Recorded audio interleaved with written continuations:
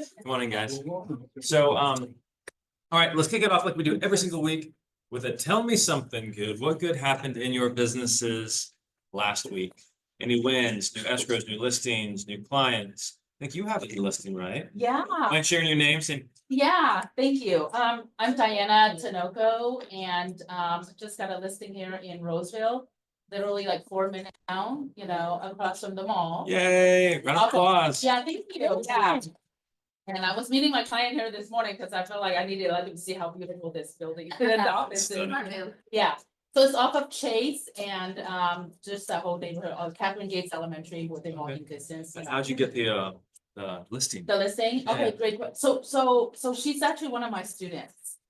Oh, Yeah, there yeah. you go. So Working the spirit. yeah, working my sphere. That's So wonderful. that's amazing. So thanks for having me. It's my first time in coming to this meeting. You're welcome. One more time, Elizabeth. What was your name? Diana. Diana. I was way Yeah, off. Elizabeth. Diana Elizabeth. It's close. It's close. I like it. All right, now I'm gonna have Elizabeth buried in my head. Yeah. All right, Diana. All right, anybody else? Barry, do you have to tell me something good? Yeah, we're in contract on our co-living property. Oh, And so we're doing a class tonight on co-living at 5:55 here. You're welcome to come. And but yeah, we're pretty excited about that one. That's gonna have like a 14% cash on cash return. Wow. And so you're teaching people how they can do it, how they can invest in it, or what's the class? The class tonight is about co-living, how they can invest in it. And we'll do a walkthrough of that property. A real number walkthrough. So it's kind of cool. And so it'll be you and Gary. Me and Gary partner together to do this. Perfect. Wonderful. Congratulations. Gary. Probably only live so we can edit it down. I don't know if I'm quite comfortable enough yet. Any other tell me something good? 5:55 here. Yeah, so he does that, so that way everybody else shows up on time. All right, Julia. I guess All right, something, Barry, Johnny. Living. Yeah, but I don't want to take away from this, but in a nutshell, co-living is we bought a 4-bedroom house. We're gonna turn it into a 9-bedroom house and rent out each room. Oh, So that's a wow. short version. That's cool. Is that working? Thank you. It's turning out a house into an apartment. Yeah, so it's like turning up house and apartments, and they're done in such a way that it's not too hard to turn them back into single family homes if you decide to sell them. So Pad Split, right, is the big company. Am I selling you? There are a lot of companies that do that nationally. Okay, hello, that's cool. All right, any other tell me something goods? You I got Steve? something, Johnny. I got something from here. Next week at escrow closing, round of applause, payday for Steve. What, where'd you get the deal? How did it come to be? I got through an open house lead. Open house. Wow. Followed up and found the house for them, so. Yeah. Love that. Okay, so this is good for people listening. How long did it take from the open house to now closing? 3-4 months. 3 or 4 months. Yeah, Love it. Yeah. That follow-up's key. yeah, absolutely. All right. I have someone online. Oh, online, what do you got? Johnny, Michael here. Hey, I recognize the voice. Do you have One a thing pipe? that's good, I got a haircut. That's important. But my relocation listing for chaos, that's a whole nother story. But that went into contract and we're booked to close around the 1st of July and Wow. double ending it. So I'm very Oh, pleased. there you go. There's a tell me something good. Congratulations, Mike. Yeah. All right. And then, sweetheart, do we have any? Or Lindsay? I I'm was sorry. gonna share, that Michael had that one in contract. I didn't see one thing, so that was. And so you're working with Lindsay on that one, Michael? Yes, the buyer. Yes, we are. Yay. It's right next door to his grandfather, Oh, that's cool. and so it was it's a cool story, and they're all really excited. Keeping That's really family cool. together. Yeah, so grandson buying next to his grandfather. And then, okay, let's move on. Anybody else before we move on to upcoming events? Nope, all right. So upcoming events, guys, this is next week. It's hard to believe, Juneteenth, June 19th, whatever it is. Next week, scan the QR code so we know how many people to plan for, but Wendy Goss flying up from Vegas. It's gonna be an incredible event. If you want to learn how to do luxury, I honestly think she's probably one of the best people to learn about and how to break into that because she's done it and she's done it recently. She's not a luxury, like silver spoon, type of person. but she has followed the system that she's gonna share with us about how she now has like 5, 7, $10 million listings. And I think her claim to fame right now is she sold Michael Jackson, one of Michael Jackson's residences. So that is this Thursday. So two things. One, that's this Thursday at PCAR. Make sure you scan the QR code. Two, it's at PCAR. So don't come here. If you come here and go, where is everybody? We're gonna be at PCAR 12 to noon, and then lunch will be served here in the office afterwards. And then following week, we're gonna have Liz and Des speak on reverse mortgages. It's a good tool to have in your tool belt when it comes to working with buyers and sellers. And then on the next. Swing for the Kids, best golf charity golf event in the area. Scan the QR code. It's not until September, but man, time flies. So make sure you register. I think they're running out of room. So if you want to be a part of this, if you want to either have a like sponsor a hole or just play golf, like go through the tournament, make sure you scan the QR code. All proceeds go to Shriners. And then Alex, what are you speaking on this week? Let's clap him up, clap him up. Come on, Alex. It's his Hey. birthday? No, on the golf tournament day. Oh, So it's been a crazy week this week because we officially switched over from PV Core to Bold Trail. So all the users in here, if you've logged in, you've noticed that now it says Bold Trail and things are a little bit different. Actually, there's a lot of differences in it. So tomorrow, right here at 10 o'clock, we're going to be going over Bold Trail and what the differences are. And if you're having issues trying to find content, we're going to go over that tomorrow. So it's just going to be kind of an open-ended, let's open up Bold Trail and let's really get into using it and understanding what those differences are. might as well, right? It's provided free of charge. There you go, right here at 10. I think it would cost, guys, just so you know, sometimes we forget the value of stuff just because we're around it, like the value of this office, the value of the people in this room, the value of Bold Trail. Be like $300 a month if you were to go out and buy it on your own. Actually, $4.99. It's $4.99. Inflation. No, I was way off the pricing.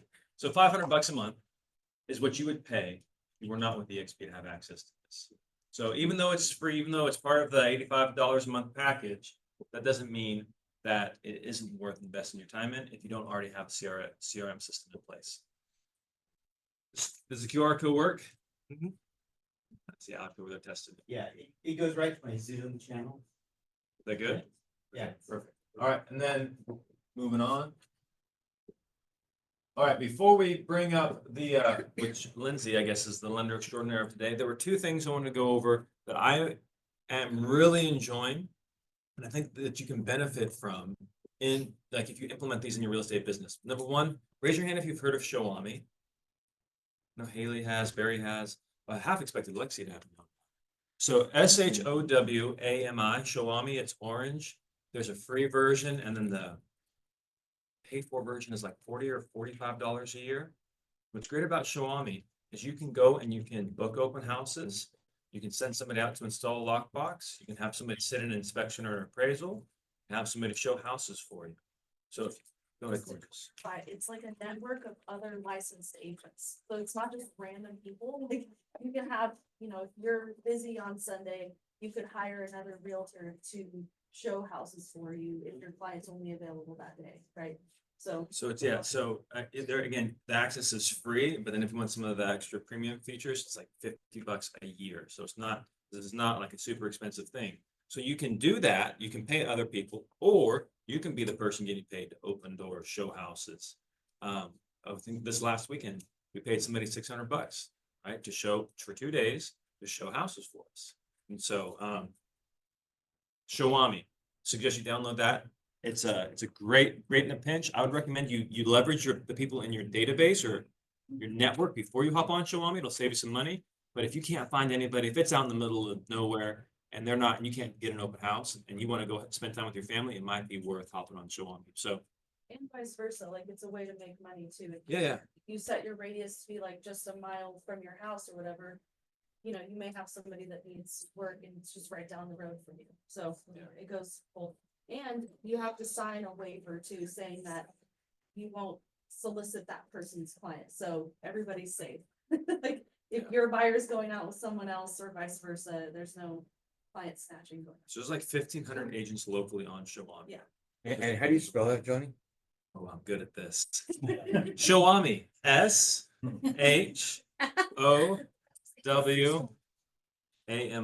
Shawami. Oh, good. That's O. Oh, you're close. All right, all right. Yeah, I win. All right. Yes, sir. I have a showing agent Yeah, yeah, that's now gonna be looking for work if anybody's hiring, okay, because now I'll just use showing. okay. Yeah. I think it'll save me quite a bit. Yeah, yeah, I mean, obviously, it's beneficial to use people in your network already. One, because it helps people that you already know, and two, they tend to be more affordable than Shawami. But because Shawami takes a percentage of The each. last time I looked at them, they weren't here, but it sounds like it was like. Oh 2 gosh, years they ago. were here. Yeah, They're here in force. they've been around for a while, different cities. Exactly. So that was thing number one that we, I don't know, been using 2-3 weeks now. So we don't have tons of experience, but it's enough to like, it's given us some of our Sundays back. And then the second thing are buyer reports. If you're going to use Shawami, if you're taking buyers out, there's two things that we do on the team. One is we have this handbook, right? It walks through. So when you sit down, you're doing your buyer presentation, we walk through the handbook, tells them all the different things we do. So when you meet, like almost like a listing presentation, but for buyers. So make sure you have one of these if you don't already. And then on the back, it has like notes that they can write down, the homes that they liked on a scale of 1 to 10, why they ranked it that. Second thing you can, yeah, if you want to pass it back. The second thing that you can do is you can generate buyer reports using Cloud CMA or RPR. And it's really easy. So let's say somebody wants to see 5 houses. You generate 5 of these buyer reports. You can customize them to what the information you want to share. And so now you're showing up not only, you're not only opening doors, but now you're showing up with reports. You can print them out. You can email them to them. So it tells them about schools, restaurants, demographics, what the pricing strategies are in that area. There's tons of different reports. You can get very detailed on it. So just another value add for your client that if you're not doing already, they might be considering working with somebody else or trying to figure out why should they work with you? What value do you bring? And bring out these buyer reports. So again, so you can find it in Cloud CMA. So that's through MLS. Again, these are both 2 free resources. So Cloud CMA. The buyer reports on somewhere in there. Yeah, you just have to look. It's like buyer tour. Yeah. Oh. So typically, how I've only used Cloud CMA is for listings, and I generate all of my listing reports through there. There's also a buyer feature as well. Cool thing about Cloud CMA is if you have 10 listings you're going to show them that day, it'll create a map, a cover sheet. I'll have pins for all the different locations that you're going to show them. That's with Cloud CMA. RPR is Realtor Property Resource. It's another free tool. And so you just have to log into that or create your account if you've never logged in. And they have a similar thing. And if you need help on it, I just Googled it, YouTube did it. Yeah. So those are 2 things. Is that helpful? Shawami and buyer reports. Yeah, good. Okay. So without further ado, please welcome to the front of the room, lender extraordinaire, Miss Lindsay Boris. Thank you. Guys, missed you. Haven't been here in a few weeks. And I was excited coming today because I had some family stuff going on, kept me away for a couple weeks, but glad to be back and see all your faces. So then JJ and I have swapped. He's out of town. But we want to just kind of go over a few things.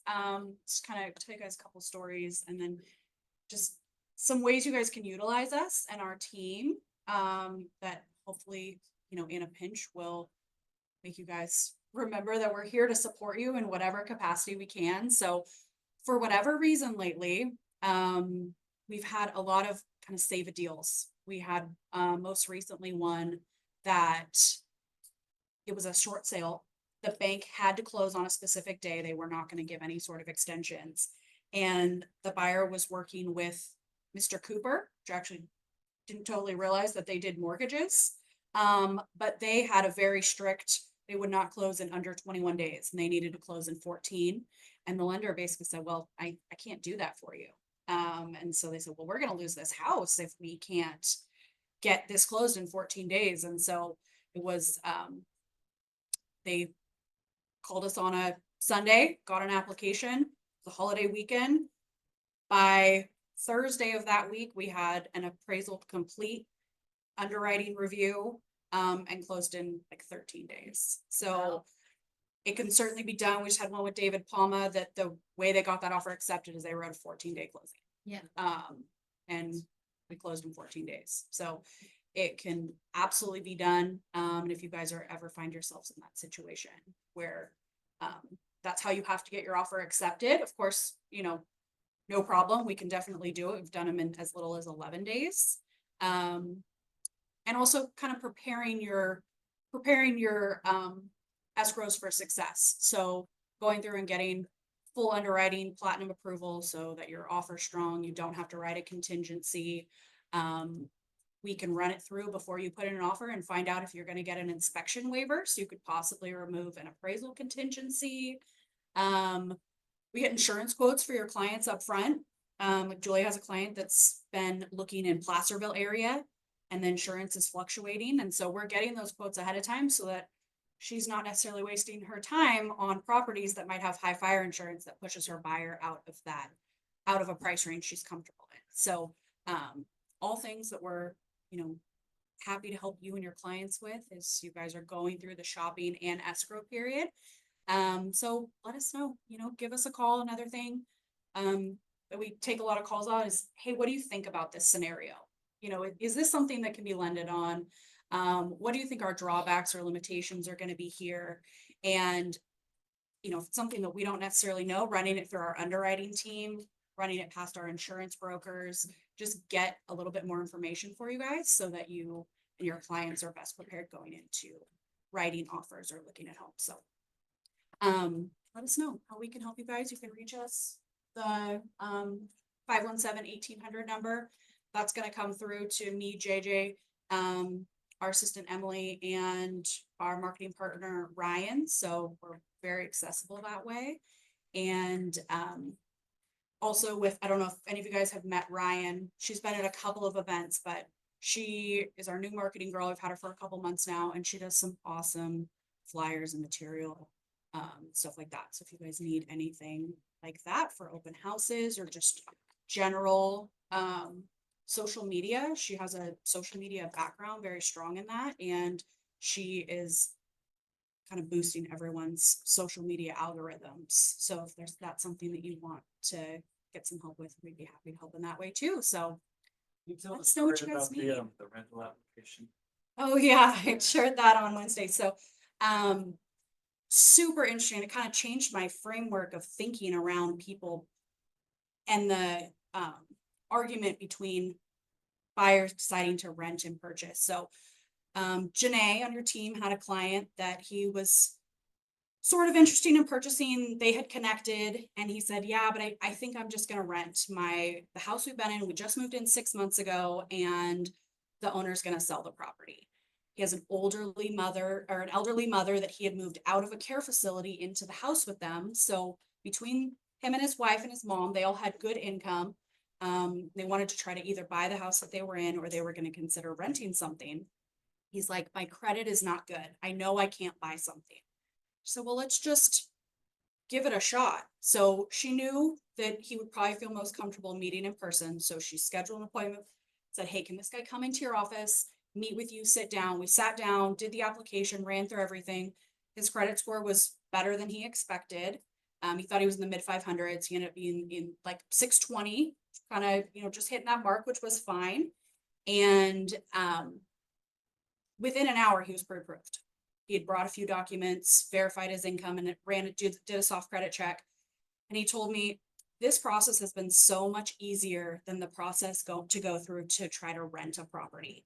He said every single property, which I didn't know, and maybe this is not a universal experience, but he said that every property he looked at before he could put in an application to rent, before he could view a property, he had to put in an application, have his credit run, and pay for that, and then he could view a property. He was like, so I've been paying for all these and going through this process for houses I end up not liking.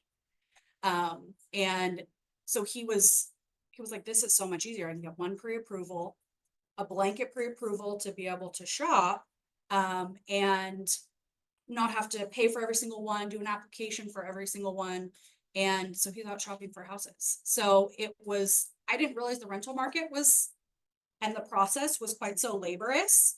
So him saying that was really an eye-opening thing, and I thought that would be a good social media, something to post on social media. We have a few people in our office that are using that for videos and stuff, because I think everyone thinks, oh, I'll just rent. It's easier than trying to buy.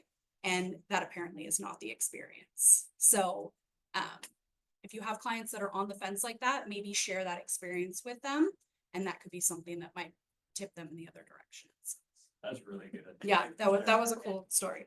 Lindsay, congratulations on selling your house. Thank you. Awesome. Yeah, and thank you, Barry, for being a Yeah, wonderful appreciate property it. manager. And then also, yeah, you're exactly right. They have to pay out the wazoo. Yeah. So a quick little video could be something like, hey, tired of paying multiple application fees and getting turned down for a house that's not even yours?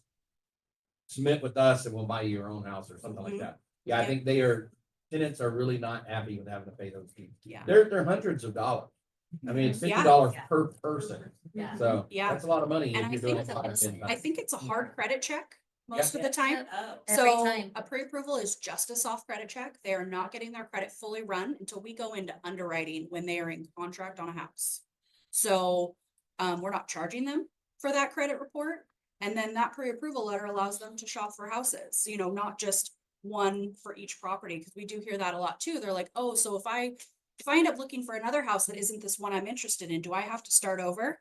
Because that's the experience with renting, that people are assuming they have to go through, that it's harder to buy a house, and it's just not the case. So super good idea to maybe post something like that on social media. Yeah, it's good. Good tip. All right, any other questions, Awesome. comments for Lindsay? All right, thank you, Lindsay. Thanks, guys. By the way, want to give a shout out to, what's it?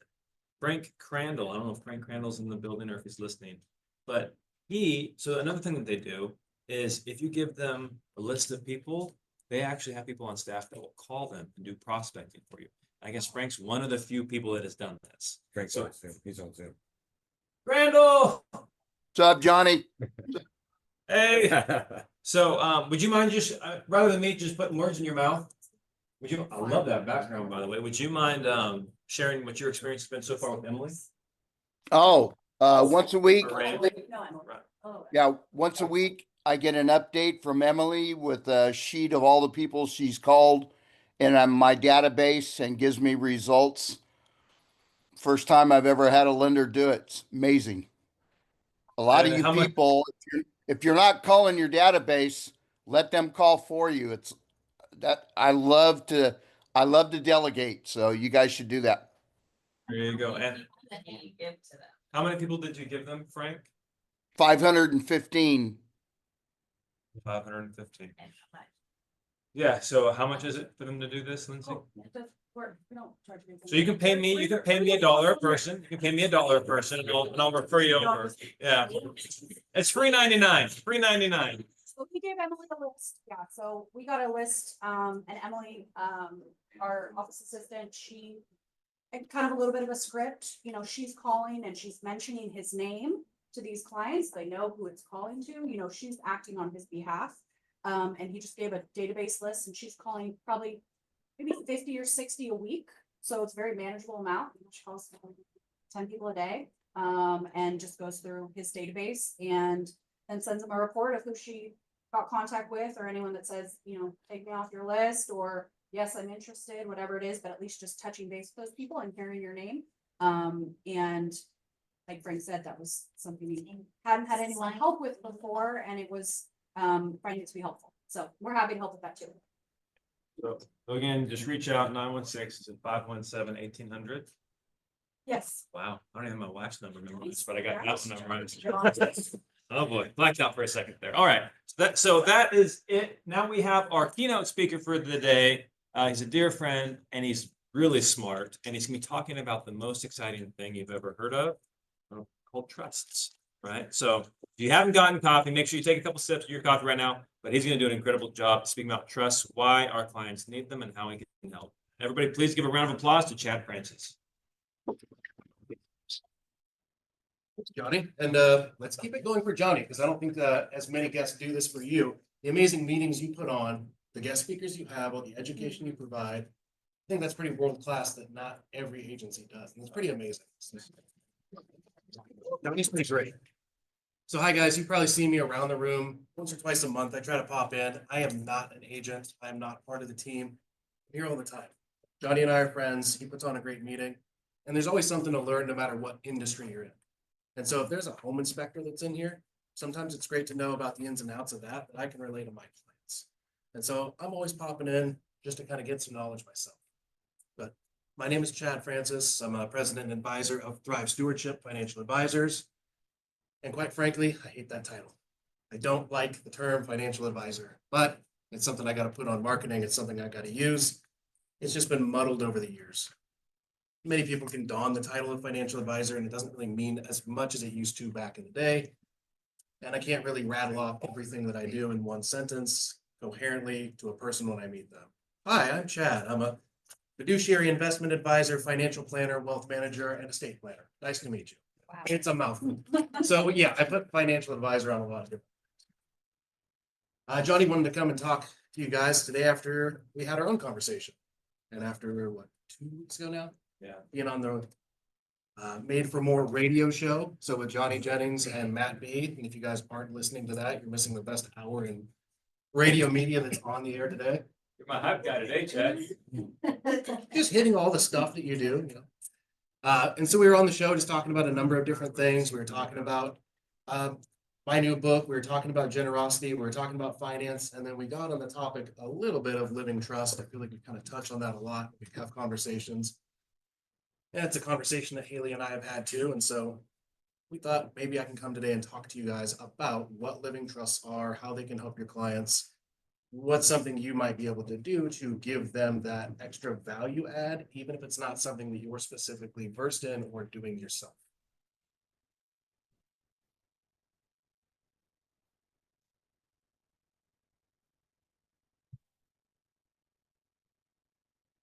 Hey, there we go.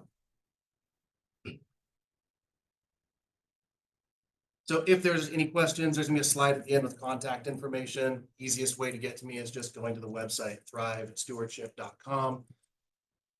Easy enough. There's schedule an appointment. You can always just schedule a time for us to have a chat, do a one-on-one, do a coaching call, whatever it is that you do need help with. There'll be a pop-up to join my mailing list. It'll just keep us in constant contact for anything you guys might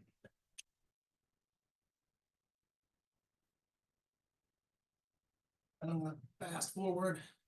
Anything that's pertinent to you guys, living trust. It's a big slideshow with a lot of other topics I touch on with different folks, retirement planning, saving, wealth building.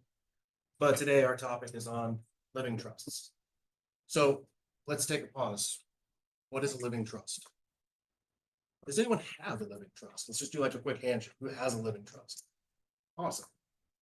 And so for you that know, for you that don't know, a living trust is just a simple way to organize your estate, the things you have. And it's a practical way to do this that keeps people out of what is called probate. Probate is a nasty process that is a court order in which you go through to basically deal everything out. And if we don't have a trust, well, it's kind of an open invitation to that.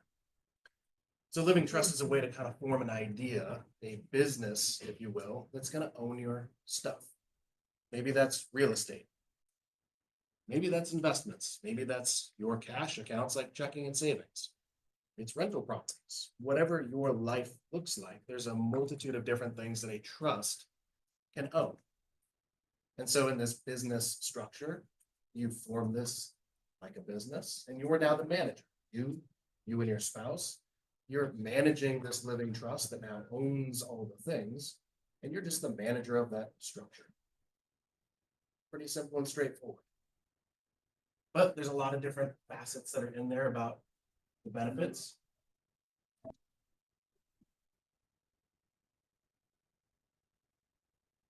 It's too good of a time with the clicker, wasn't it?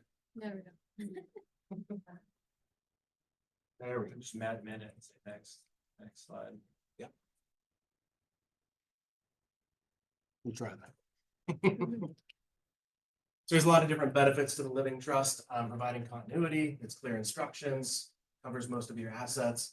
But the biggest part is that it's maintaining control. And so there's a lot of things that I hear about, well, I have a will.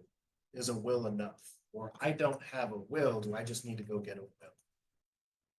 A will is something that is great. It's a starting point, but it's scratching the surface. Think of that as kind of like your napkin written instructions, that now it's your invitation to go to probate if you were to pass away.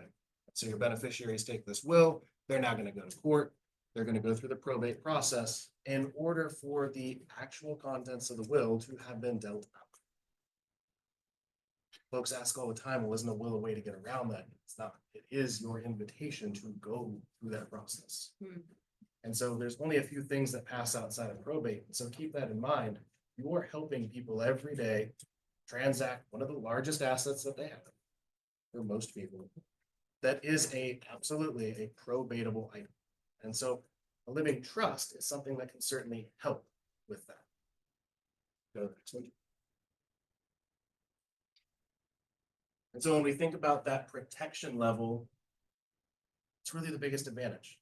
There's living benefits that a will comes with, but the biggest single advantage is that you're helping your beneficiaries not have to go through a court process, a probate process. But then for you as the owner of a will, for your clients as the owner of a trust, they have the living benefits as well of everything that comes with that, like advanced healthcare directives. They get to make the decision of how they want their healthcare to be handled when they can't make those decisions. So if they were incapacitated, they slipped into a coma, they obviously cannot tell a doctor, oh no, I don't want to be artificially kept alive. I do not want to have artificial nutrition and hydration. They're just going to do whatever they think they can to save that person as part of the health codes of California. And so maybe that's not what you or your clients wanted. Having that put out on written instruction ahead of time makes your wishes honored when you can't speak your wishes. There's a lot of different living benefits, but that's just one of them. For you guys, what's valuable to you in this room, it's the fact that you and your clients can be putting real estate into trusts. And it's not a complicated process. It's the titling of the grant deed that says it's no longer in the personal names of Mr. and Mrs. Jones. It's in the Jones Family Trust. And Mr. and Mrs. Jones are the managers of that trust. They still have full ownership rights. They can still choose to sell that home and take it out of the trust. They can do whatever they want. It does not change any of the rules. It just changes the legality of how it's held and the benefits of how it is passed down within the family. Yeah, let's go to the next one. And so working with a trust advisor, there's a lot of different ways to go about doing trusts, and there's a couple different recommendations I can make. In the last, I would say about 90 days, I've encountered a few different folks that have a trust and they have it recently done. Which is great. Having it is better than not having it done at all. One person paid around $3,000. One person paid as much as $5,000 to have their trust done, which to me seems pretty absurd. It's a very high price for something that's not the most complicated thing to actually assemble. Now, I myself do not assemble the trust. I have a team that does this. They're the legal department. I'm just there to act on their behalf. I'm an agent, if you will. I'm there to help process the whole thing. But to see that someone's paying $5,000 for something like this seems pretty overpriced. And so in working with an advisor that helps with that, it's kind of like shopping with a broker, just helping find you a better deal, trying to make things as cheap and easy as possible. Combined help. As financial advisors, we aid our clients in a number of other conversation points when we do planning. So whether that is any of you guys or your clients, the real estate portion is one facet of trust. And if we think about everything that's under anyone's umbrella, real estate is one thing. There's a lot of other things that they might have questions on. And any one lawyer might not have the answer to all of those questions because they're not in finance or real estate or insurance. They're not sure about how that stuff works. They're really just knowledgeable about the umbrella that covers the whole thing, not what goes underneath that umbrella. The funding assistance, I think we do a pretty good job of helping people in that department, specifically with getting the real estate moved into the trust. A lot of trusts, when you go to get them done, Here's your documents. You're ready to go. Now go finish it by putting everything into the trust yourself. A lot of stuff that can be done on your own. It's changing a name on a bank account, getting it moved into the name of the trust. Not terribly hard. But some stuff like the real estate is an extra step. And so we do that for the person. We do one primary residence included for the price, or as many other residents or other properties that need to be added. We can certainly help with that and filing with your county clerk. So it's not an extra hoop that you have to jump through or your clients have to jump through to make sure that things are actually done correctly. So let's talk about your benefit. What's the value that any one of you could recommend or even talk about? Hey, I know you're getting ready to buy this home, or you're getting ready to sell this home. Is it held in a living trust? The value for you as agents is that if you have the ability to speak into someone's life on more than one topic, you're adding a value of depth and knowledge. And so if you can ask that question, well, why do they care if it's held in a trust? Because a trust is an act of love for your family. It's showing your family that you care because you want to make things easier for their beneficiaries. So when they're not around, it's easy as possible on the family. Monetarily, what's in it for you is to give a discount or a kickback. And so in working and partnering with Johnny, and by extension, everyone here, everyone on Zoom, if you wanted to go through us, there's also a $200 discount that comes with it. And you can apply that however you want. You can choose to put that forward to your clients and say, we want to help you with that. We're already going to find you the cheapest price, and we're going to get you a $200 discount on top of that. Great. If you want, you can say, I'm going to take that as my referral fee, and I'm going to let Chad pay me $200 for bringing him a new trust client. I'm happy with that either way. So think of that as another tool in your bag that, hey, you can help someone by giving them something they need, and we're happy to give you a referral fee for that as well. But next. So what all comes inside of a living trust? So a living trust is again, multifaceted estate plan. It's not just a single document. It's not just a single piece. For most people, it ends up being about an 85-page binder of documents that covers a big chunk of what it takes to put a plan together. That involves, yes, a trust. Yes, it has designated trustees. That's the managers in line. So today, Johnny, I saw you put a hand up for having a trust. Today, you and Valerie are managers. You are running your trust. Anything that were to happen to you, things go to boys. And so that's great. But if you pass, who's going to be the next in line to manage this business, keeping it out of probate? Because the trust doesn't die, even if you do. The business lives on and holds these things. But we need new managers to step in place. It's a successor trustee. Well, you get to make those decisions. Who do you want to be a part of your trust? Who do you want to be your next manager in line? It's not some legal process you got to jump through. It's usually a trusted family member or friend who you think can handle the small task of being a manager. Naming your financial powers of attorney of who is going to deal out the finances in the event you're incapacitated or when you pass. When living, it's usually your spouse. When you two are gone, well, then it's looking at who the financial power of attorney is going to be to handle the trust if you still have minor children. Who's going to handle the money to make sure the kids are taken care of. Healthcare powers of attorney, we kind of touched on. If you can't make your own healthcare decisions, your wishes, and who do you want to carry out those decisions on your behalf? Designating a guardian of minor children.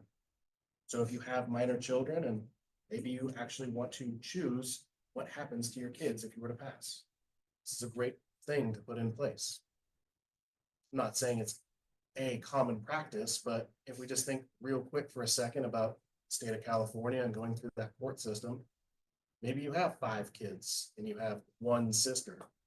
And if you and your spouse were to pass, that went into a court situation, they go, gosh, I think that sister would be awfully overloaded with 5 kids. Let's split these 5 kids up and make it more manageable.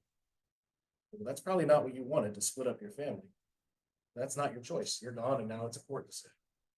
This takes the power away from the state courts and lets you retain control even when you can't be there to make that decision. wills. A will, like we said, is part of that plan. It's just not enough on its own, but it's certainly a piece of that puzzle. A will is still part of a trust package because it is your last will and testament. It is your final instruction of here's what I want to happen, here's how I want things to pass, who is going to get what. Your healthcare directives, the titling of the grant deed that we talked about and taking care of it with the county clerk, putting it all in a fancy binder, and then all notary services. There's not an additional charge to get everything notarized. We include that as well, along with the 16 other titles I threw out at the top of the talk. Notary Public is also one, so I stamp everything for you to make it finalized legal. And so from start to finish, it's all in one house process. Total turnaround time is generally about 3 to 4 weeks. Really depends on how busy the legal team is assembling everything. And so we try to make it as quick, easy, and painless as possible. When we talk about the pricing of the trust, again, we try to make it as easy and fair as possible. So no, it's not 5,000 or 3,000. We do it for 2,200.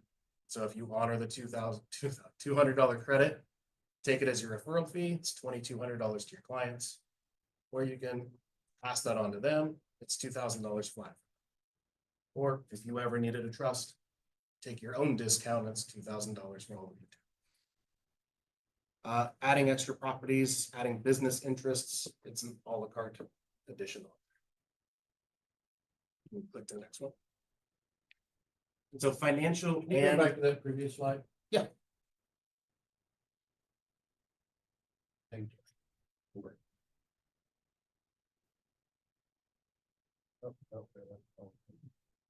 my hands are off the wheel. Can you go back to the previous slide? Thank you.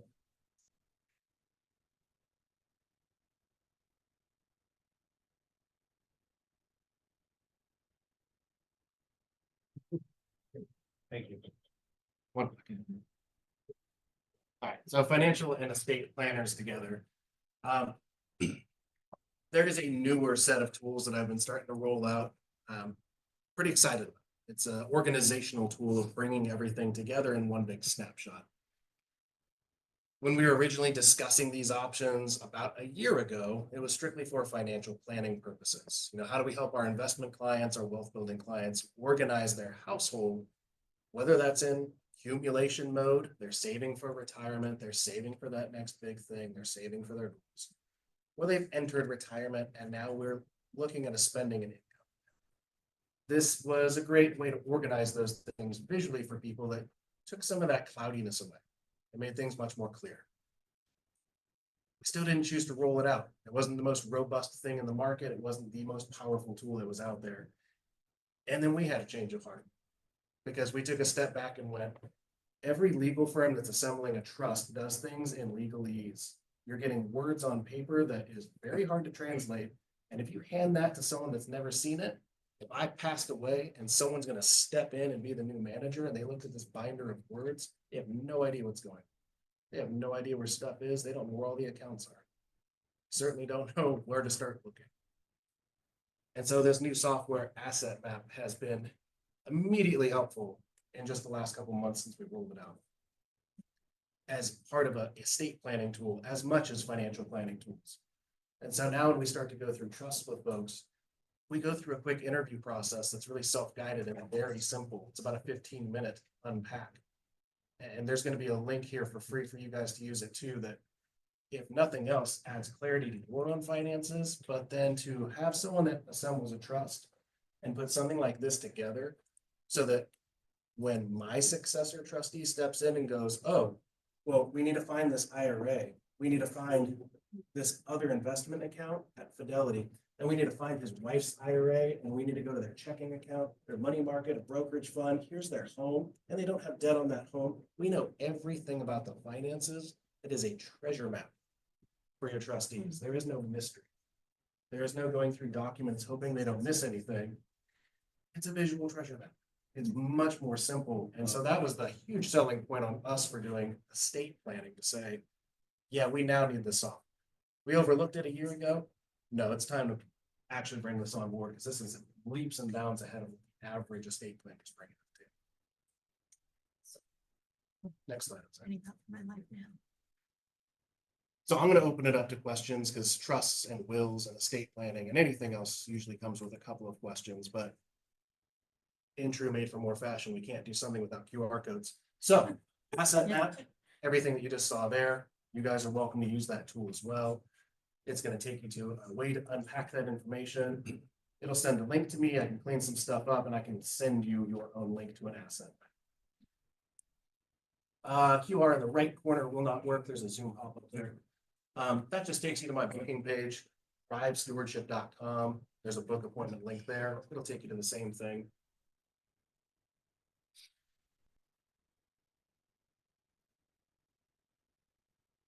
And here we go. There we go. It's this pop-up because they had a new update, so I don't know why this pop-up is coming up. Nailed it. And I don't have the 5-star Google things, but yeah, like made for more.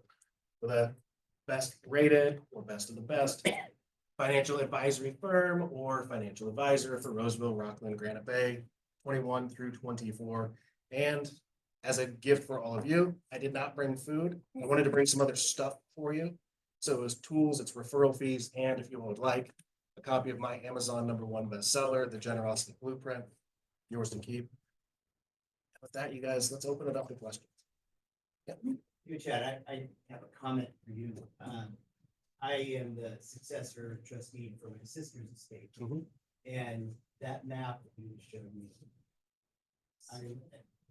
Had we had that, this whole process of sorting out her estate, so many for her. So that thing was huge.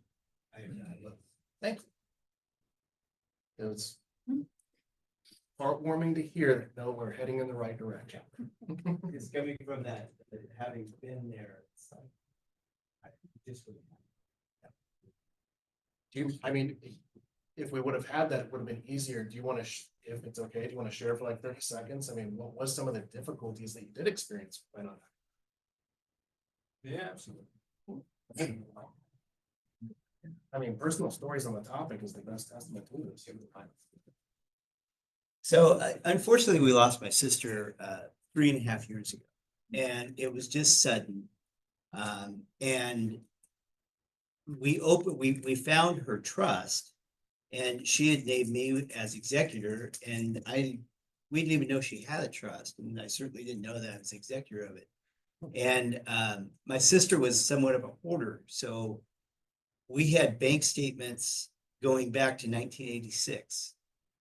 And we were just digging through stuff and trying to figure out what was going on. We actually found a life insurance policy for over $100,000 that just because I was digging through all these documents, I happened to find it. So it was a real process. And I was able to find a financial advisor that she had been using, but I didn't know the guy. He's a good friend of mine now because, he's like, oh, I didn't even know that she had a little brother. I was always a brother. I was 4. And she always referred to me as her little brother. And so I've gotten to know Benito Sanchez with Edward Jones very well. But that asset map, just from personal experience, gosh, if I would have had that, if I would have known, it would have been much easier. And the question I've always had is, what have I missed? Is there something out there that I haven't found as I've gone through all of this paperwork? So that's my personal experience. So I just signed up to have it for you. Perfect. Thank you. Thanks, Alex, for sharing. We have a question in the chat. It Oh. says, are you able to help clients in other states? Absolutely. My client base in general is not in California solely. I have clients in Idaho, Texas, Florida, the Virgin Islands, soon to be Hawaii. They're all over the place. Another advisor, colleague of mine, he has clients in South Korea. They just happened to had citizenship in the US. They worked here for a while. They decided to retire back in where she was born, and it was a personal decision. They've kept some stuff here in the US to maintain citizenship and established accounts. It's like they have an open bank account here. But yeah, they're living internationally and no problem helping them too. Yeah. Can you from your experience, speak on the difference of people and kind of the beneficiaries when someone passes, the difference between the process and the timeline and cost of having to go through probate versus what that looks like if you do have a trust set up? I've seen it be very complicated and like you were saying, things get missed. Like, what does the difference there look like, and what can it save your loved ones? Yeah, great question. Such a great question that it should have been in that slide. That time frame and the cost is really based on that level of assets that one has.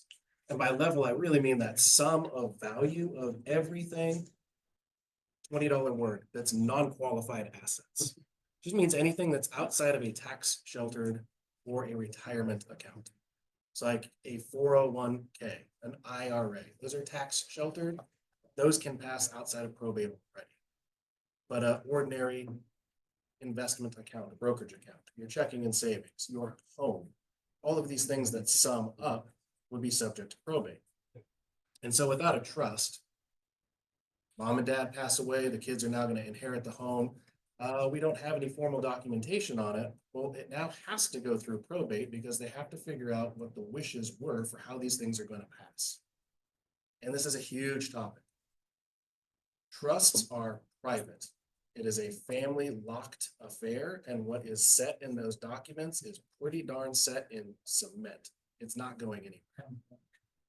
The problem with a will or nothing at all is it becomes a public affair. This goes into the court system, it goes into probate, and that gets opened up. And it is made known so that the neighbor Jim or third cousin Susie can come and take part in this probate to contest anything, to say, oh, no, they didn't want to give that to their kids, they wanted to give that to me. Oh, that collector car? Yeah, oh, he promised me that. I won that in the poker game. I just don't have the documentation for it. And so this process gets long and drawn out. Pinento ko sa kanya yung pagkain na kinain na natin dito sa Mabalakad. Buri niya daw. Bisaya And so while it's certainly not the average, I mean, I've heard and seen probates go as long as 2 years. Ayoko, That's tinatamad ako. drawn out during that time. Well, gosh, this house was holding a mortgage and it's going through probate, so it can't be sold. Now we've got to come up with the money to continue to pay the mortgage and the property taxes for a thing that we don't own, so that we can get it through probate, so we can finally sell it to get that money back out to be made whole that, gosh, we couldn't afford in the first place. And the lawyer. It's a nightmare. Yep. And the lawyers and the probate court costs. And the conversation we were having the other day, the average probate cost in California is now up around $30,000. And so it becomes this astronomical weight for your beneficiaries. And I say that as a vocabulary word. It's your kids. Your kids are generally your beneficiaries. And so all you're doing is putting this extra weight, this extra time, this extra stress, this extra money on their shoulders that they probably didn't have extra to begin with. And so doing this, it's an act of getting organized. It's an act of helping yourself, but it's really a love letter to your family to say, I don't want to put you through all this mess. I'm going to make it nice and easy for you. Here's what to do. Here's what we want. Here's our final wishes. Here's our healthcare decisions. All you got to do is show those documents to the right parties and go, here's who I am. I'm the new manager. Here's what we're doing. And it's done. There's no probate. There's no extra cost in that. There's no court costs. There's no hiring lawyers. It's just to close and settle it out. Thank you so much for bringing that up. Those are really good. Yeah, I see the other side of it so often, and it's such a mess. I had one client, don't know how, he was his only child, he was inheriting almost $10 million worth of properties and assets, and there was no trust set up. And he was in probate, even though no one was contesting his rightful ownership to it as like the sole inheritor. It took like 2 years to get everything through, and it was like hundreds of thousands of dollars. I was like, oh my gosh, trust would have saved this guy like so much hassle. And so on a $10 million estate, I would be surprised if everything, lawyer fees, probate costs, court fees, everything added all in together wasn't over $1 million, which now means the legacy that person's family member, father, mother left behind. You know, it's rental properties, it's dirt in the ground somewhere, whatever it is. Now they gotta start selling it off just to pay the probate fees. I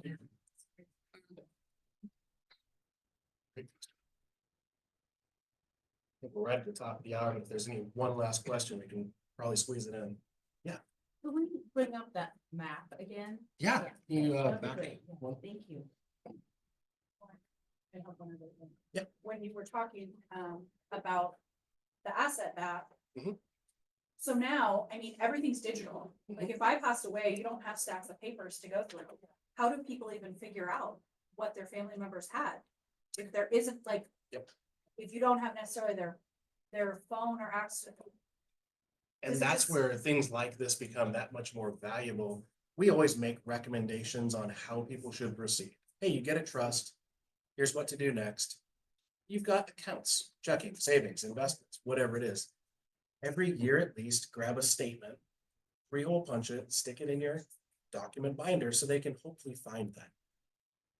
You can lead a horse to water, you can make it drink. You can tell people that all day long. Hey, you should do this every year. No one does that every year. Forget about it. They just don't do it.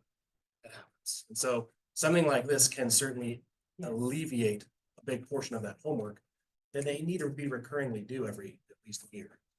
Because at least there's a documentation of, oh, I have to go find that. Is this the same as a family trust with adult children who want to put property into it as a group, like as a family? Does that make sense? Or you're not doing it for small children. They have adult children who now have their own properties and you have your own properties and you want to combine to benefit the whole family. Is that something that you do? And how does that work? Is that different than this? It's not something that's typically structured with adult children, because that's kind of like bringing them in as partners, but you still name the adult children as the beneficiaries of those properties. And so I see. you have your trust. Uh-huh. And they have their own trust.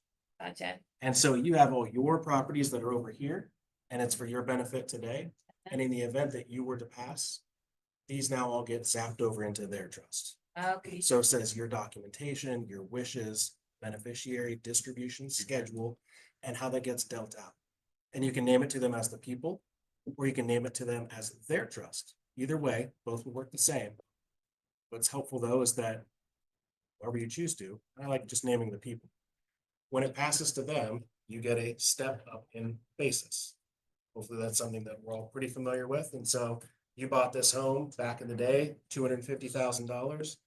Years from now, because you're going to live a very long and happy life, it's now worth $2 million. That's going to now pass to the children.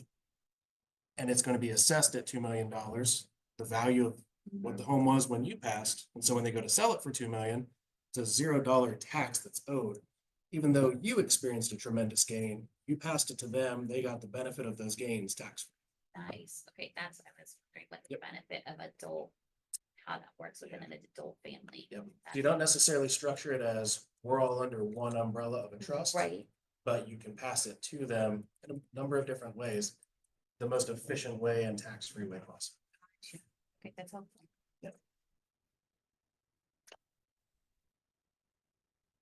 Oh, thank you guys so much.